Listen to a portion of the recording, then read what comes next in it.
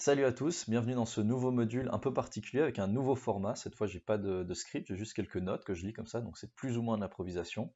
Si je fais ce nouveau format, c'est pour déjà pour diversifier un petit peu le contenu de la chaîne, et aussi parce que le sujet s'y prête bien. Donc ce nouveau module appelé Tech, on va parler plus d'industrie, de computer engineering plutôt que computer science, et ça va être un peu plus relax dans le sens où je vais vous présenter des nouvelles technologies, que ce soit des langages de programmation, des logiciels, etc.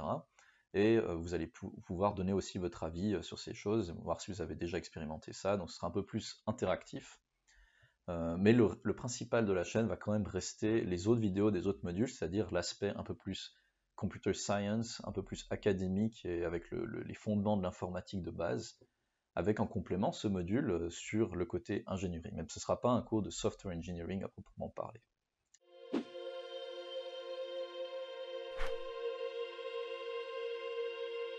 Alors la première vidéo de ce module appelé Tech, ce sera sur les langages de programmation. Donc oui, c'est un peu cliché à cette période de l'année. Donc en janvier, il y a souvent plein de vidéos qui sortent sur YouTube, top 10 des meilleurs langages de programmation à apprendre en 2021, etc. Mais ce ne sera pas vraiment comme ça. Je vais vous faire mon petit classement à la fin. Mais l'essentiel de cette vidéo, c'est plutôt de vous dire, selon moi, quels sont les critères principaux pour choisir un langage de programmation ou pouvoir comparer des langages de programmation entre eux. Et ensuite, c'est à voir selon vous, selon le contexte, quels sont les critères qui ont le plus de sens pour vous. Alors dans cette vidéo, je vais partir du principe que vous savez pas forcément coder, mais que vous savez en gros ce qu'est la programmation, ce qu'est le code, etc. Si ce n'est pas le cas, vous pouvez regarder la première vidéo du module sur les algorithmes, dans laquelle j'explique la différence entre pseudocode et God, qu'est-ce qu'un algorithme, etc.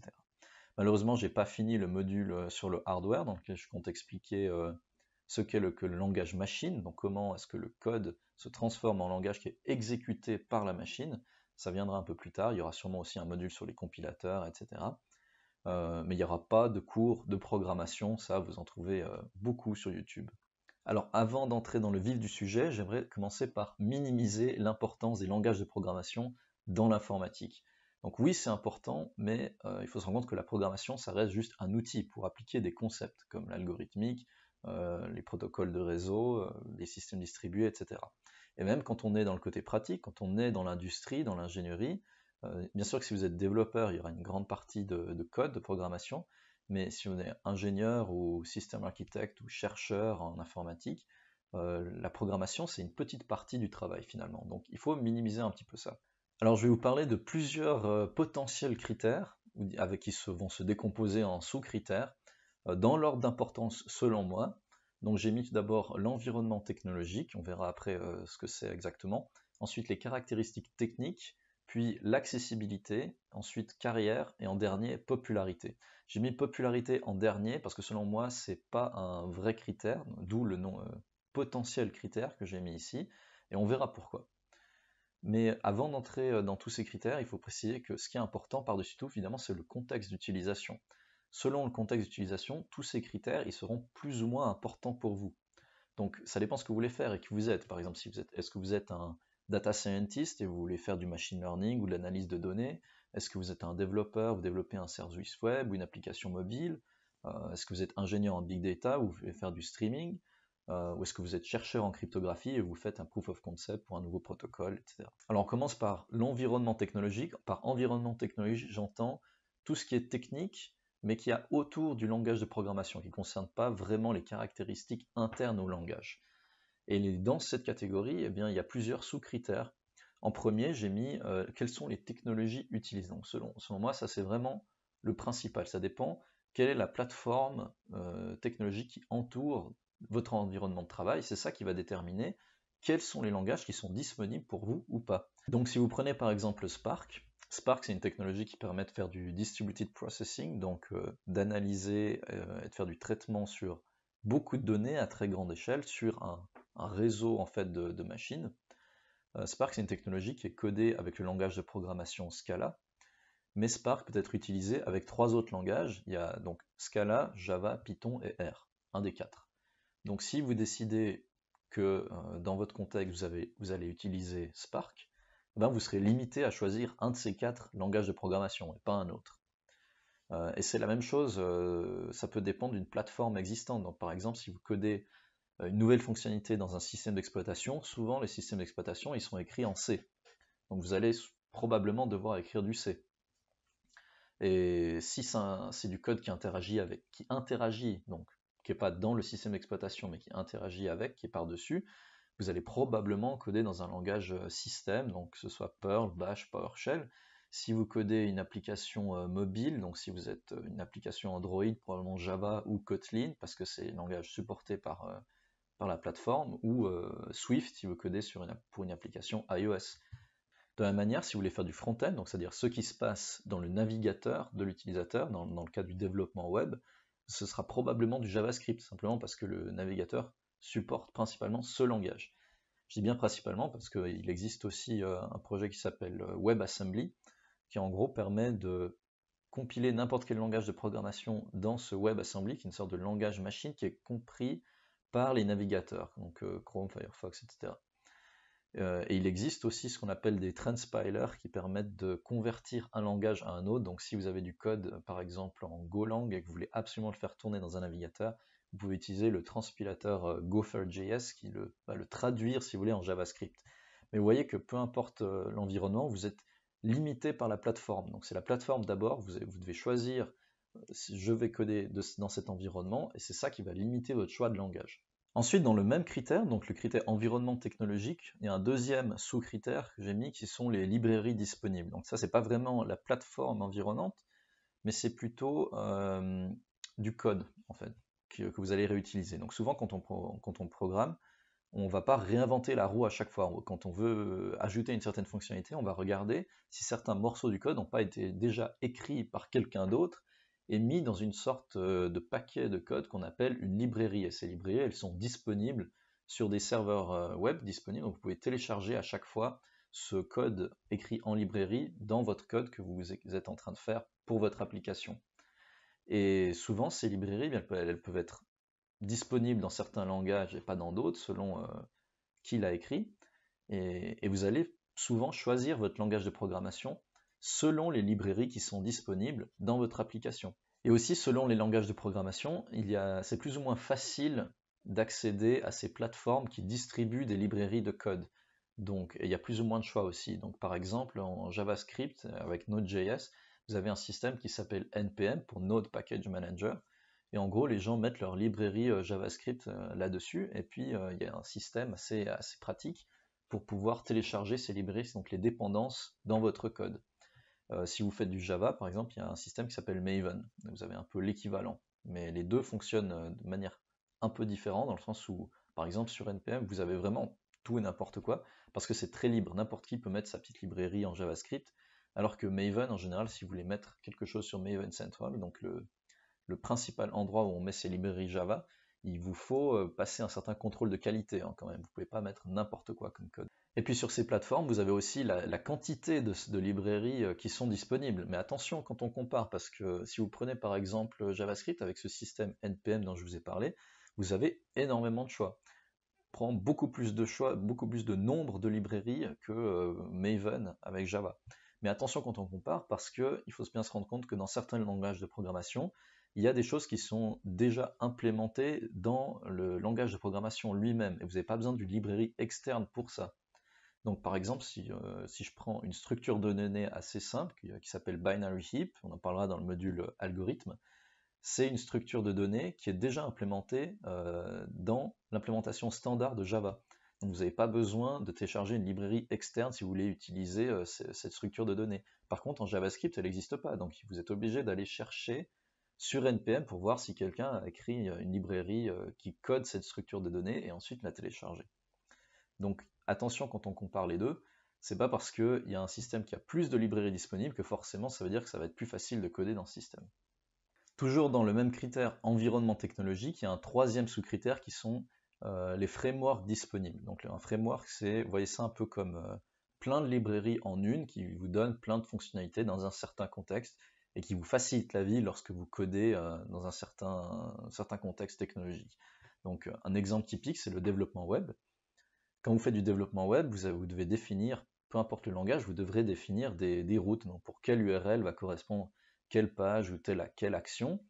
vous allez probablement de toute façon devoir définir, je sais pas, un login utilisateur, une base de données externe, etc. Et donc il y a des frameworks web qui se sont créés autour de ça pour correspondre à une certaine architecture de comment est-ce qu'on fait du développement web. Vous avez peut-être entendu parler de MVC pour Model View Controller. Et donc il y a ces frameworks dans n'importe quel langage, mais ils sont plus ou moins avancés, ils fournissent plus ou moins de fonctionnalités, ils sont plus ou moins faciles d'utilisation, et souvent on va d'abord choisir le framework, et ensuite on sera contraint par le langage, plutôt que de choisir le langage et ensuite on choisit un framework. Mais il y en a à peu près dans tous les langages, donc vous avez par exemple Django en Python, Play en Scala, Rails ou Spring Boot pour Java, vous avez Ruby on Rails pour Ruby, et vous avez Symfony pour PHP par exemple. Et du côté front-end, donc pour ce qui se passe dans le navigateur, vous avez aussi des frameworks. Vous avez React, Vue et Angular qui sont les trois principaux. Mais là, bien sûr, vu que, comme on a dit avant, JavaScript est un peu le seul langage avec lequel on peut travailler sur du front-end, voilà, les trois frameworks fonctionnent sur JavaScript. Donc voilà, tout ça pour vous dire que en gros, ce qui compte, c'est d'abord l'environnement technologique dans lequel vous travaillez. Choisissez d'abord sur quelle plateforme, quelle technologie, quel software, quel framework vous allez utiliser, quelle librairie dont vous avez besoin, et ensuite, vous verrez bien quel langage correspond à ça. Mais ensuite, il y a des caractéristiques, on en vient au deuxième critère, on en vient aux caractéristiques techniques, donc du langage de programmation lui-même. Donc à l'interne, là il y en a beaucoup plus, et là je les ai mis dans un certain ordre, mais on peut changer l'ordre, c'est pas... il y en a certaines, vous avez peut-être une opinion différente, mais en premier j'ai quand même mis paradigme de programmation. Alors un paradigme de programmation, c'est un peu difficile à expliquer ce que c'est, mais en gros c'est une méthodologie pour programmer, c'est comment le langage est construit. Donc un langage a souvent plusieurs paradigmes. Vous avez par exemple le langage impératif, donc en gros le code correspond à une séquence d'instructions. Vous avez ce qu'on appelle event-driven programming, donc où en gros on lance un certain morceau de code lance un événement et un autre morceau de code va réagir à cet événement qui est lancé pour lancer d'autres événements, etc. Vous avez la programmation orientée objet, c'est aussi un paradigme de programmation. En gros, on va structurer le code en classes d'objets qui ont un certain comportement et qui encapsulent en gros un certain comportement. Vous avez la programmation fonctionnelle, où en gros tout est défini comme étant une fonction qui prend quelque chose en entrée et donne quelque chose en sortie. Et tout ça, ça définit la manière de programmer en fait. Donc, et c'est un peu ça le critère, je dirais, le plus important quand on choisit le langage de programmation. Après, il y a certains paradigmes de programmation qui sont présents dans à peu près tous les langages. Ensuite, comme deuxième sous-critère des caractéristiques techniques du langage de programmation, j'ai mis le typage. Comme programmation, on déclare des variables qui ont un type, que ce soit nombre entier, nombre à virgule, chaîne de caractères, tableau de nombre entier, etc. Et on peut construire des types qui sont un peu plus complexes. Donc par exemple, le type, on pourrait construire un type qui s'appelle date. Date qui contient jour, mois et année, qui contient en gros 3 entiers comme type primitif dans le type. Et ensuite, on peut déclarer des fonctions, on peut dire la fonction getYear qui prend en entrée une date et qui retourne un entier. Et cette fonction a elle-même aussi, on peut lui donner un type, elle a le type entrée date sortie entier. Et ces types, en fait, ils sont très importants en programmation parce qu'ils permettent de donner certaines garanties mathématiques au programme. Ça permet d'éviter beaucoup de bugs parce que cette fonction dont je vous ai parlé à l'instant, si vous lui donnez une chaîne de caractères en entrée, ce sera faux. Et ça, si on a un typage, on peut le voir à l'avance. On peut voir que ça ne correspond pas au typage et que le code est faux. Et ça permet aussi d'avoir des types, ça permet de rendre le code beaucoup plus compréhensible et lisible à d'autres programmeurs qui vont ensuite travailler sur le même code. Parce que vous pouvez immédiatement voir sur une fonction, elle prend tel type en entrée, elle redonne tel type en sortie, ce qui est très clair. Et selon le langage de programmation, vous avez des typages très différents. Vous avez le typage qu'on appelle statique et le typage dynamique. Typage statique, ça veut dire que le contrôle, pour voir si les types sont corrects, se fait au moment où vous écrivez le code, en gros. Alors que le typage dynamique, il va se faire au moment où le code est exécuté. En général, c'est déjà trop tard. Alors certains langages, comme Scala, ont un typage dit très fort et très complexe. Ça veut dire que c'est assez difficile d'écrire du code correct, donc selon le typage, pour que ça corresponde, que ce soit juste, mais une fois qu'il est correct, vous pouvez être pratiquement sûr, en gros, qu'il n'y a pas de bug. Alors que dans d'autres langages, on dit que, comme PHP, on dit qu'ils ont un typage faible. Ça veut dire que c'est très facile d'écrire du code, mais vous pouvez écrire pratiquement n'importe quoi, il n'y aura pas d'erreur de typage, mais vous en paierez les frais en gros une fois que vous ferez tourner votre code. Le typage, il est aussi très important en théorie des langages de programmation. On peut prouver en fait mathématiquement que certains langages sont meilleurs que d'autres du point de vue du typage, mais le typage est en fait fondamental, selon la théorie qu'on appelle le lambda calculus. J'ai ici d'ailleurs un très bon livre si vous êtes intéressé, qui s'appelle Types and Programming Languages, qui montre vraiment comment construire des langages de programmation de manière correcte, qui montre les erreurs qui sont possibles, et qui donne des comparaisons entre langages qui sont vraiment issus de preuves mathématiques.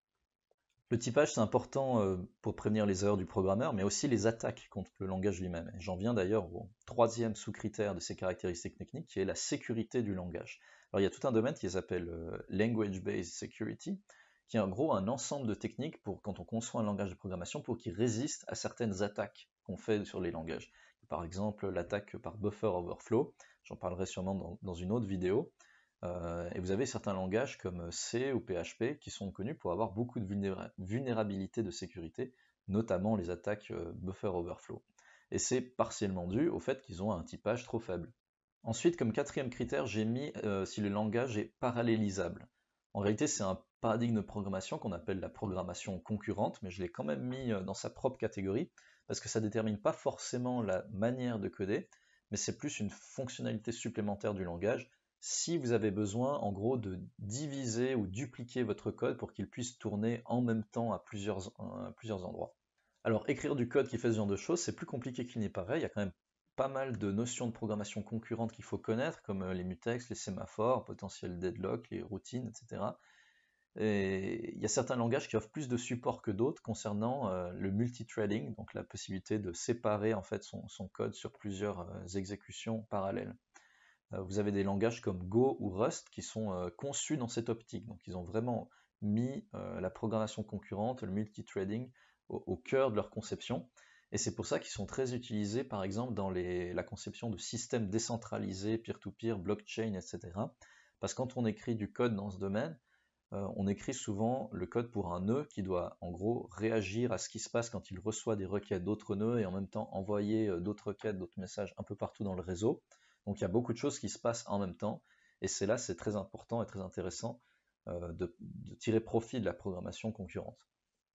Alors que JavaScript, par exemple, JavaScript en soi est single-threaded, donc ça veut dire que vous ne pouvez pas faire de multithreading avec JavaScript, il n'y a qu'un seul code qui peut s'exécuter en même temps. Même si maintenant avec Node.js c'est possible, JavaScript reste un langage avec lequel on ne peut pas faire de multithreading en soi. Alors comme je vous le disais dans l'exemple des réseaux peer-to-peer, le multithreading c'est très important si votre code doit faire beaucoup de choses différentes en même temps, mais ça peut aussi être intéressant si vous avez une seule chose à faire mais qui est une très grosse chose, et que vous voulez diviser en gros cette tâche en morceaux et la répartir entre plusieurs corps de votre processeur, si c'est possible. Donc par exemple, si vous avez, admettons, une base de données avec des données de clients, vous avez 4 millions d'entrées, et vous devez faire du processing sur chacune de ces entrées, admettons reformater certains champs, donc par exemple la date de naissance de chaque client doit être formaté d'une autre manière, etc. Et vous devez faire les 4 millions d'entrées, et bien votre code il pourra tourner soit d'un coup, de la première à la dernière, faire les 4 millions d'un coup, ou alors vous pourrez écrire du code avec la programmation concurrente pour diviser, en gros, si vous avez 4 corps sur votre machine, et dire, ben voilà, on fait un premier morceau, lui il prendra le premier million, celui-là le deuxième million, le troisième million, etc. Et ils vont tourner en même temps, et votre code, votre tâche, elle sera terminée en 4 fois plus vite. Mais attention, parce que c'est pas toujours possible. Il y a beaucoup d'applications qu'on appelle des chaînes de Markov, où c'est pas possible de diviser en fait la tâche en plusieurs, parce que le résultat dépend du précédent. Un exemple typique, c'est la météo. Si vous avez un modèle de prédiction météorologique qui va prédire en gros la météo du lendemain à partir des données d'aujourd'hui, comme la température, l'humidité, etc. Vous pouvez calculer la météo pour chaque jour, une prédiction dans 10 jours. Mais pour calculer la météo d'après-demain, vous devrez d'abord calculer la météo de demain, qui ensuite est à partir de ce modèle-là, vous pourrez calculer la météo d'après-demain. Vous ne pouvez pas diviser et dire à un corps, toi tu vas calculer la météo pour demain et toi celle d'après-demain. Donc, est-ce que vous pouvez paralléliser votre tâche? Ça dépend vraiment de quelle est votre tâche. Alors en parlant de faire tourner les programmes plus vite avec du multithreading, j'en viens au sous-critère suivant, qui est la performance. Donc en vrai, il y a deux critères, on va dire, de performance. Il y a ce qu'on appelle le compile time et le runtime. Donc pour ça, il faut d'abord que je vous explique ce que c'est que la différence entre un langage interprété et un langage compilé. En vrai, le code que vous écrivez, il est toujours converti d'une manière ou d'une autre en code machine, illisible pour les humains. C'est un peu le but de la langage de programmation, c'est de donner un langage qui soit compréhensible pour les humains. Et c'est ce code machine illisible qui, lui, va être exécuté par la machine. Mais entre deux, entre le langage que vous écrivez et ce code machine illisible, il peut y avoir soit ce qu'on appelle un compilateur, soit un interpréteur. Alors dans le cas du compilateur, si vous écrivez par exemple du code C++ dans un fichier, ce fichier il aura une extension .cpp, et une fois que ce code sera écrit, vous pouvez le passer à un programme qui est le compilateur C++ pour votre machine, et ce programme il va prendre votre fichier en entrée, il va faire beaucoup de choses dessus, il va l'analyser, l'optimiser, et finalement le transformer en du code binaire machine qui sera mis dans un fichier exécutable, donc par exemple un .exe sur Windows, et ensuite vous pourrez exécuter ce fichier pour faire tourner votre code. Alors la première phase, donc passer en gros de votre code écrit en C++ au code machine, c'est ce qu'on appelle le compile time. Et ça prend un certain sens, le temps utilisé par le programme appelé le compilateur. Et ensuite, le temps pour exécuter votre code sur la machine, donc à partir du .exe, par exemple sur Windows, c'est ce qu'on appelle le runtime. Par contre, dans le cas d'un interpréteur, donc par exemple si vous écrivez du code Ruby, vous allez écrire dans un fichier avec l'extension .rb, et ce fichier il est directement passé à l'interpréteur. L'interpréteur c'est un programme qui va en gros lire votre code Ruby petit à petit, de nouveau essayer de l'analyser, plus ou moins de l'optimiser, et en gros de le transformer en code machine exécutable au fur et à mesure qu'il lit votre code, et en même temps de l'exécuter. Donc ça veut dire qu'il n'y aura plus vraiment cette différence entre compile time et runtime, il y aura en gros une seule exécution à partir de votre fichier de code pour faire tourner ce code, en une seule phase qu'on va appeler du coup runtime, mais qui comprend la phase compile time en fait. Et c'est pour ça que le code interprété est souvent plus lent que le code compilé. Alors malheureusement dans la réalité c'est pas autant simple que ça, c'est-à-dire qu'on n'a pas d'un côté les langages qui marchent avec un compilateur et d'un autre côté les langages qui marchent avec un interpréteur. Vous avez beaucoup de langages qui offrent les deux. Donc vous pouvez choisir si vous préférez avoir un compilateur ou un interpréteur lorsque vous codez. Et puis ensuite on a des langages qui sont un peu un entre-deux.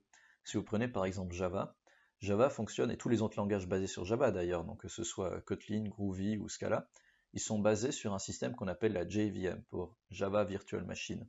En gros, c'est un programme qui va tourner par-dessus votre système d'exploitation et qui lui comprend un certain langage machine intermédiaire qu'on appelle le bytecode. Donc la phase qui se passe quand vous codez en Java, c'est que vous allez coder dans un fichier .java et le compilateur va transformer ça dans un langage machine intermédiaire qui s'appelle le bytecode et qui est compris par la JVM. Et la JVM, au moment où elle va l'exécuter, elle va en gros interpréter ce bytecode pour l'exécuter sur la machine en question. On viendra plus tard pourquoi est-ce que c'est intéressant dans l'argument de la portabilité, mais vous voyez que rien que dans l'exécution Java, on a en fait les deux qui se suivent, on a la compilation et l'interprétation. On a aussi certains cas où on peut convertir du code écrit dans un langage de programmation dans du code optimisé écrit dans le même langage de programmation, mais cette phase entre deux, c'est pas vraiment une phase qu'on peut appeler compilation. C'est le cas de JavaScript, vous pouvez le minifier avec des outils comme Webpack pour en gros créer du code JavaScript qui ressemble à rien du tout, c'est-à-dire que vous arriverez à peine à le lire, mais qui est optimisé et qui est aussi plus petit pour faciliter en gros le transfert vers les navigateurs des clients. Mais en général, le plus important dans la performance, c'est le runtime. Et pour calculer à quel point un langage de programmation est bon pour un certain runtime, on doit faire ce qu'on appelle des benchmarks. C'est-à-dire on conçoit certains codes, donc certains algorithmes, et on les donne, on les écrit dans les différents langages de programmation, et on regarde combien de temps ça prend pour chaque langage. Et ensuite, on fait des estimations, donc vous trouvez plein d'études en ligne qui comparent un petit peu les différents langages en termes de performance de runtime. Et vous avez certains langages qui sont clairement plus rapides que d'autres. Donc en général, le C est très rapide, ensuite vient Java, et Python par exemple est réputé pour être beaucoup plus lent.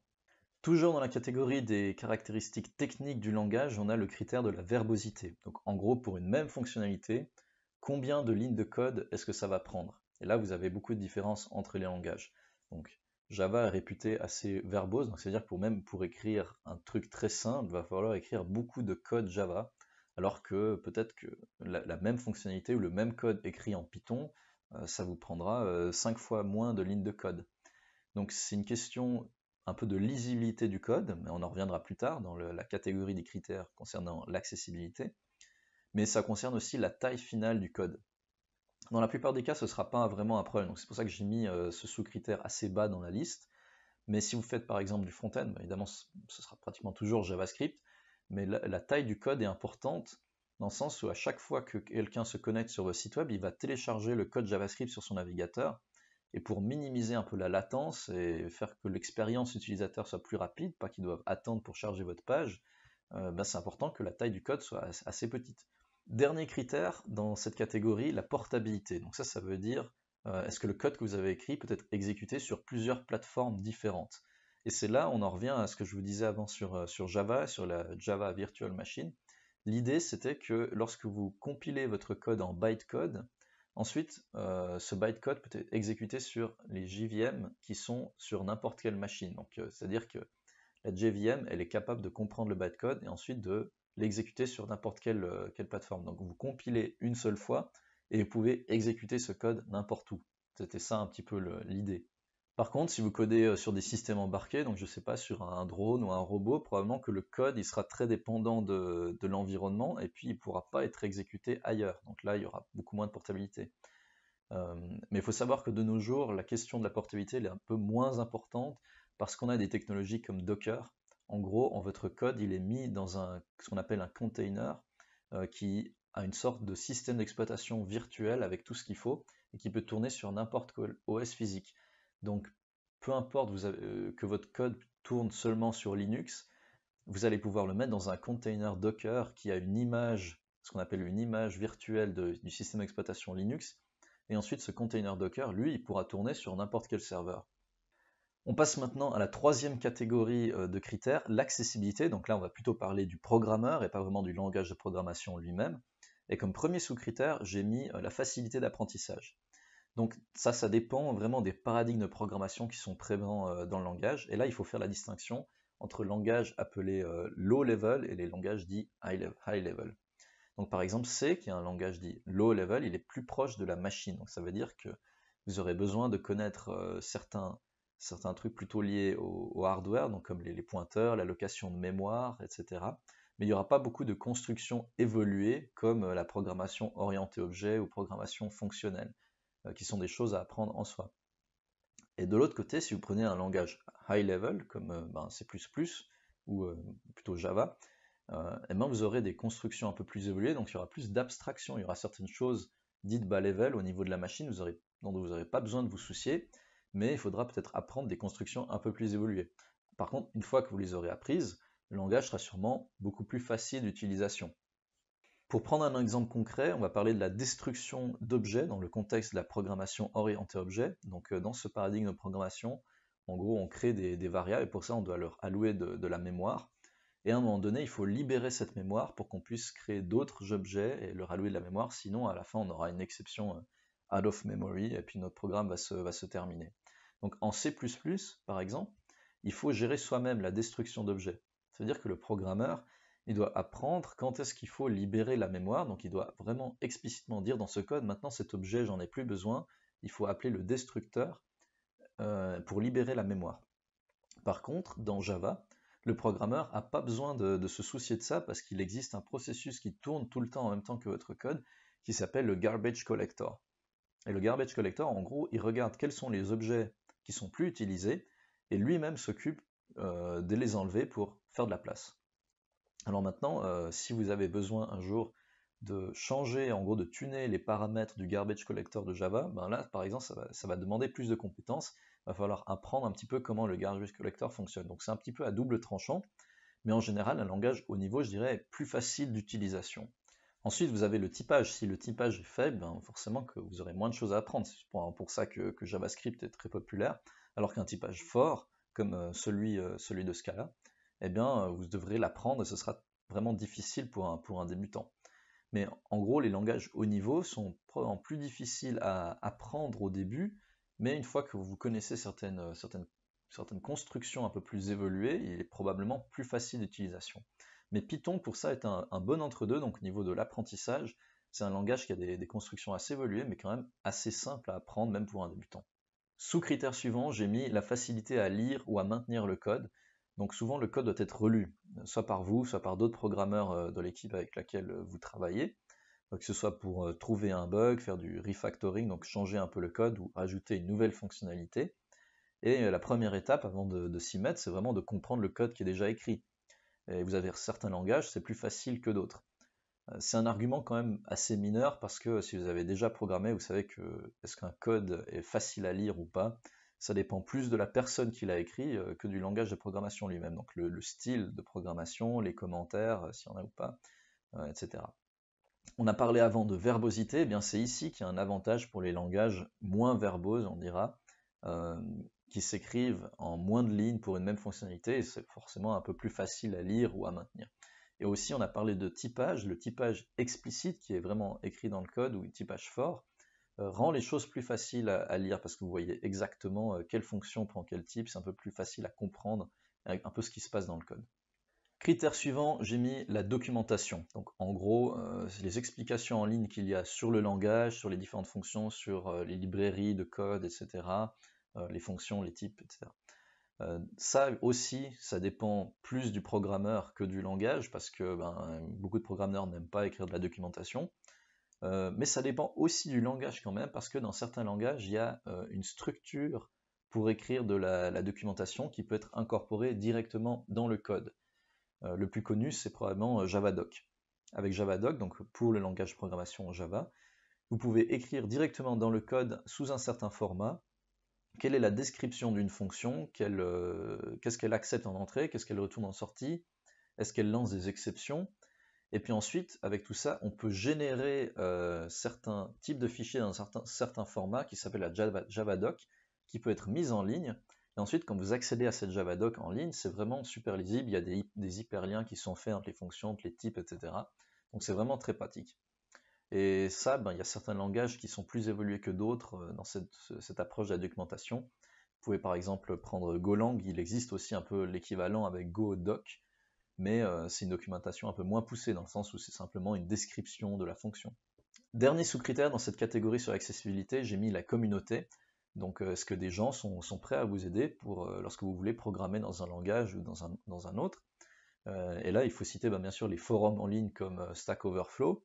Vous avez beaucoup de questions où elles ont déjà été posées, il y a déjà les réponses, donc c'est facile. Et après, selon les langages de programmation, il y a plus ou moins de posts sur les forums que pour d'autres langages. Mais attention à pas trop prendre ça comme un critère important, parce que c'est pas parce qu'il y a plein de questions qui sont posées sur un langage que forcément ça veut dire que ce langage est mieux avec une plus grosse communauté. Ça veut peut-être juste dire que ce langage est mauvais parce que les gens comprennent pas comment le programmer, parce qu'il est mal conçu. Donc attention à pas attacher trop d'importance au nombre de posts qu'il y a sur les forums par langage. Et puis ça dépend aussi si le code est open source. Donc selon les langages, vous avez peut-être plus de gens qui publient des librairies avec le code open source, et vous pouvez vous-même parcourir ce code, poser des questions, les gens le maintiennent, vous pouvez ouvrir des bugs vous-même pour dire j'ai trouvé un bug dans votre librairie, est-ce que les gens répondent. Donc ça dépend plus, on va dire, de la librairie que vous utilisez que du langage de programmation lui-même, mais ça c'est important aussi quand vous faites votre choix plutôt, on va dire, de librairie. Catégorie de critères suivants, j'ai mis carrière, dernier critère acceptable, on dira.